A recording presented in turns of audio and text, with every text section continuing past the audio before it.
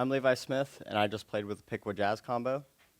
So, I don't know how much you know about improv jazz, but essentially, you just do things until they work. Now, obviously, there's rules and limitations, and in this case, that's notes and rhythms. But 4 years ago, when I started, those rules, those limitations, they didn't exist in my head. And you can see that very clearly in this video example of one of my previous improv attempts.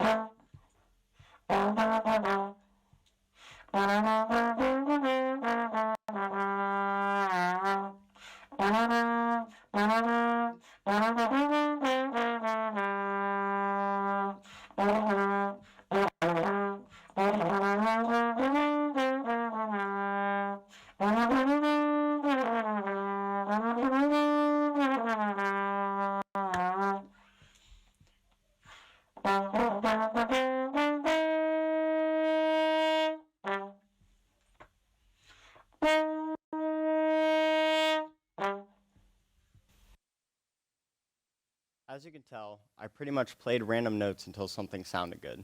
When I made a mistake, I didn't make it again. And when I was successful, I did do that again.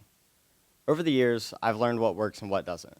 It's always jumping in, head first, often with other musicians, in hopes to create something that hasn't been done before, is beautiful, and speaks to me, my fellow musicians, and anyone that may be listening. Now, in an attempt to illustrate how my improv skills have developed over the years, my band director, Mr. Wyatt Hines, is going to come on stage and help me show that.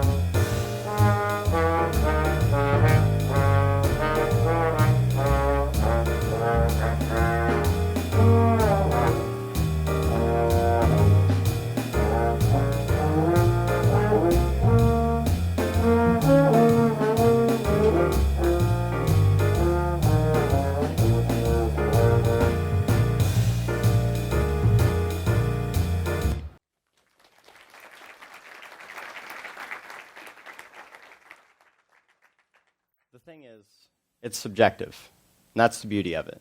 The potential to succeed is always there, as is the risk of falling short. But either way, I know I'll enjoy playing, and I know I'll continue to learn and grow. The principle of jazz has carried through my life. Something as simple as waking up in the morning is taking a chance. Now, you're not always going to learn something so monumental as how to walk or what you're passionate about, but you're going to continue to learn and grow. I've always been someone to take chances, but over the past year, I've taken on so many huge chances that the growth is almost unbelievable. For example, over the summer of 2021, I worked as a summer camp counselor. In simple terms, the mission statement of the camp is to give underserved youth a camp experience. Some weeks, we would have medical camps, so the kids may have needed special care to be able to get the camp experience. Other times, we had kids from low-income areas or the foster system who may not have had the opportunities to have a typical camp experience. The kids could be really difficult to deal with, and because of that, I had to learn when to step back and let someone else handle a situation I couldn't. And that's a lesson I hadn't previously learned, simply because I hadn't been exposed to the need to. But over the summer, I became more capable and confident in handling my abilities as a camp counselor, and I became a more solid person, and I'll always have the satisfaction of knowing I grew through the risk I took working at camp. That's why I live by taking chances. Now, when you take a chance, it doesn't always go well by any means. When I was 8, I joined a Little League baseball team, And it only took 2 or 3 weeks into the season for me to realize I hated it.